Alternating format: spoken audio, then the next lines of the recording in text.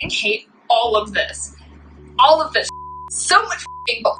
So much. Literally nothing was okay in this movie. I was blackmailed. Believe it or not, I'm the middle ground for once. I mean, they did finally get Loki somewhat right, so I guess they did something okay. As publicity started to roll out for Ragnarok, it became less and less likely that Jane was going to feature in the film, especially with the announcement of Tessa Thompson being cast as Valkyrie, whom press releases hailed as Thor's new love interest. Before we go any further, I want to reiterate what I hope I made clear the last time we talked about Valkyrie. I don't hold her or Tessa Thompson responsible for the treatment of Jane Foster and Natalie Portman. We are a feminist channel, we do not drag other women. And Valkyrie was amazing in this movie.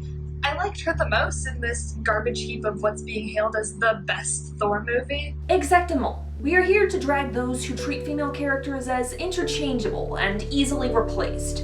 We are especially here to drag those with basic enough takes to think that in order for a man and a woman to be equals, the female must be as physically strong as the male. That's not feminist. That's macho. It's still not entirely clear to me whether Jane's exclusion was a particularly visceral hatred of Natalie Portman on the production team's part, or just overall disdain for nearly everything that had been in the first two Thor movies. The final product of Ragnarok seems to suggest the latter, given how casually the Warriors 3 are axed off, Sandro! and the knowledge that they only asked Jamie Alexander to reprise her role of Sif at the last possible moment. It was so short notice that she couldn't work out a deal with her blind spot schedule and had to pass. And the conspiracy nut in me says that Disney did this on purpose so that they could have plausible deniability and not have Sif in the movie, thus taking attention away from Valkyrie or something. That idea also stems from a place of cynicism, but the casual misogyny in the way that Marvel presented Valkyrie to us backs it up. If they had actually thought about it in any kind of meaningful way, they might have found a way to make a movie where Jane, Valkyrie, and Sif could have existed in harmony without being pitted against each other. Because, believe it or not, until this happened and then Black Panther came along to snatch up the title, the Thor franchise was actually the most feminist of the MCU films. Agents of S.H.I.E.L.D. is not a film, so it doesn't count. We really have to actually talk about this now, don't we? Yes, and I know that you only watched it once, but do you remember Ragnarok passing the Bechdel test? It does not, nor does it give its female lead a name. Valkyrie's a title. For those of you who are unaware, she was one of many Valkyries. Her name, given to us in an interview, I believe, is Brunhild. Ragnarok is the only Thor movie not to include named women interacting with one another in any kind of meaningful way. The representation of Jane, Darcy, Sif, and Frigga was still relatively small and highly limited to white cisgender women, but as I must always remind my viewers, the Bechdel test is a low bar to clear, not the final goal. And you'd think in a movie where they give us a female villain who wiped out all the Valkyries that Brunhild and her might share some sort of conversation about that.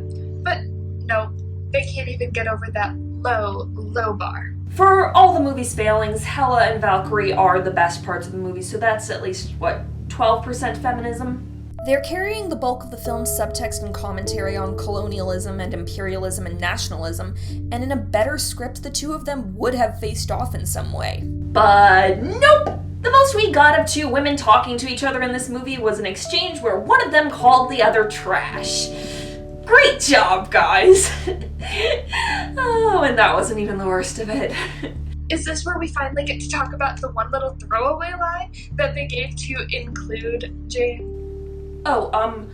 I was actually going to talk about what came afterwards and Endgame, but yeah, sure, you go ahead. Jane's mention in this movie is delivered by a random girl who recognizes Thor when Thor and Loki are on Earth, and she says, "I'm sorry that Jane dumped you," which I have a multitude of issues with. So many issues. 1. I know that the paparazzi probably follow the Avengers around like locusts, but how does the general public know this? 2. That is Dr. Foster to you, random girl. 3. This is a movie about traveling through space. How is the previous female lead, whose life work centered around connecting different worlds, not in this movie traveling through space? 4. Why the hell is Jane boiled down to one line? Jane Foster deserved better. What she said. Feminism. Science. Woo! Don't make me fly across the country to sober you up. It's the official coping mechanism of both Valkyrie and Thor. Let me have this. Jane made appearances in the 4th season of Avengers Assemble, where she resembled her MCU counterpart in both looks and profession, but she also became a Wild West sheriff during the Secret Wars thing, and she was, riding a dinosaur, and she punched Loki, and she had a dog, and she got to wield the hammer, and she eventually got her own codename Thunderstrike, and— What kind of doctor are you?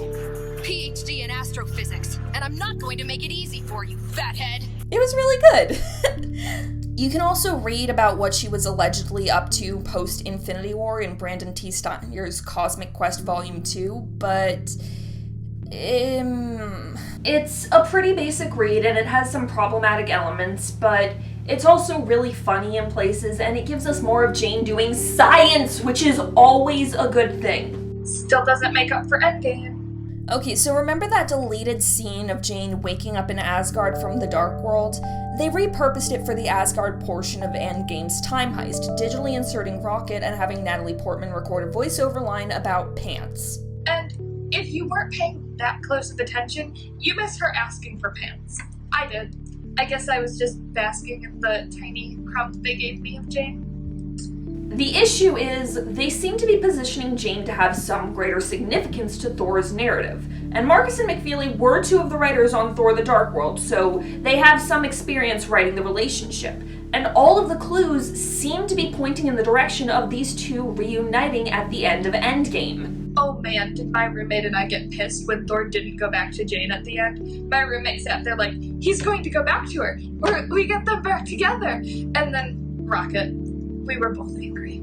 Obviously, it wouldn't have been very feminist if Jane were just a prize for Thor to claim at the end of the movie, the way Peggy Carter became one for Steve, since, as we've established over the last 2 movies, Jane is not just a trophy girlfriend, she is an active participant in her own narrative as well as Thor's.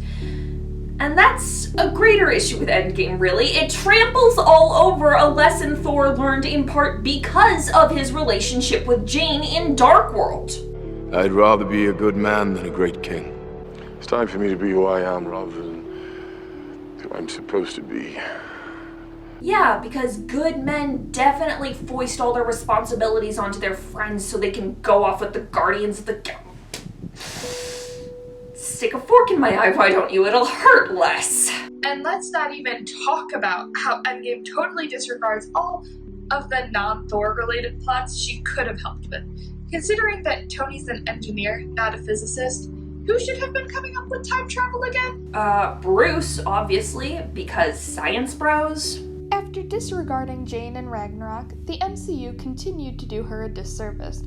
Even if her contract was only for 3 movies, they should have renewed her for more, but they could have at least given her an actual plot in Endgame, given her scientific experience and background, combined with her experience with the ether. Instead, we have a line about pants, and some deleted footage from the Dark World. I'm gonna have a good long cry now. Then, on July 20th, 2019, sweet, sweet vindication came with the announcement of Thor, Love and Thunder, written and directed by Taika Waititi, based on Jason Aaron's Goddess of Thunder storyline, and featuring the return of Natalie Portman. Jane Foster is Thor. Stay mad, haters. She be worthy. They heard me. Taika heard me. Thank you, Marvel gods. We will definitely be talking about that come November 2021, but for now let me say that the larger point of this mini-series was to point out that in the MCU, Jane has always been badass, even when she didn't have powers. Is it great that they're adapting a really good run from the comics? Yes, absolutely. Is it great that Natalie Portman is back? Oui, absolument. The sight of her receiving her own Mjolnir added 10 years to my life. But I am not here for everyone who's suddenly on board the Jane train as if they haven't been bashing her for years, even those who are on the creative team. It feels superficial to those of us who have been standing her from the beginning. And I know how much of a hipster I sound like right now, but it's totally true. I liked Jane Foster before it was cool. But the issue I have is that it's not feminist to bash a character and then claim that you now like her because it's possible she's about to be more traditionally badass. It's macho. I sincerely hope that the reckless, dorky scientist Jane has been doesn't get lost in the writing of Love and Thunder. I hope she remains the character I fell in love with. Taika Waititi was not on the official writing team for Ragnarok, and the fact that he's getting more creative control this time around makes me hope that things will be different this time. And if not, well, doesn't change what I've always known, that Jane Foster is worthy, not just of the mantle of Thor, but of respect in her own right.